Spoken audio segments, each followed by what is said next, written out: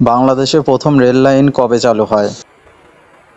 বাংলাদেশে প্রথম রেল যোগাযোগ শুরু হয় 1862 সালের 15ই নভেম্বর, যখন ইস্টার্ন বেঙ্গল রেলওয়ে দর্শনা থেকে জগতিপুর 53.11 কিলোমিটার দীর্ঘ রেলপথ চালু করে। এই রেলপথের মাধ্যমে তৎকালীন পূর্ববঙ্গের অর্থনৈতিক উন্নয়নের গুরুত্বপূর্ণ ভূমিকা পালন করা হয়। বাংলাদেশে আন্তঃনগর ট্রেন প্রথম কত সালে চালু হয়?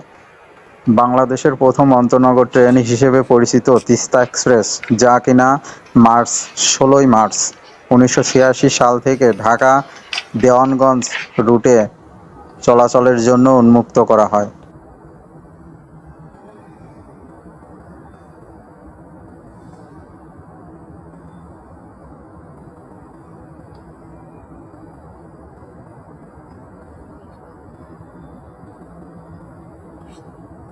বাংলাদেশের প্রথম রেল স্টেশন কোনটি? বাংলাদেশের প্রথম রেলওয়ে স্টেশন হল কুষ্টিয়ার জগতিক rail station.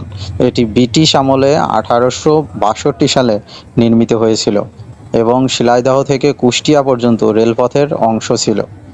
জগতি rail station Kushtia শহরের উপকণ্ঠে অবস্থিত এবং একসময় এই অঞ্চলের ব্যবসা বাণিজ্যের কেন্দ্র ছিল, যদিও বর্তমানে এর কার্যক্রম কিছুটা সীমিত।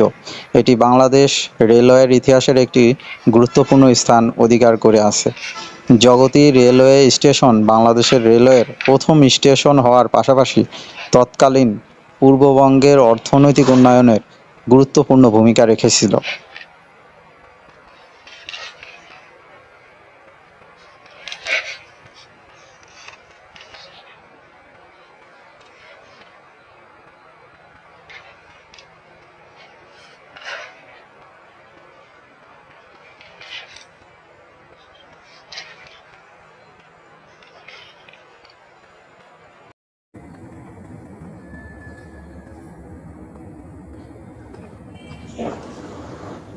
বাংলাদেশের সবচেয়ে বড় রেলওয়ে জংশন কোনটি? বাংলাদেশের সবচেয়ে বড় রেলওয়ে জংশন হল পার্বতীপুর জংশন।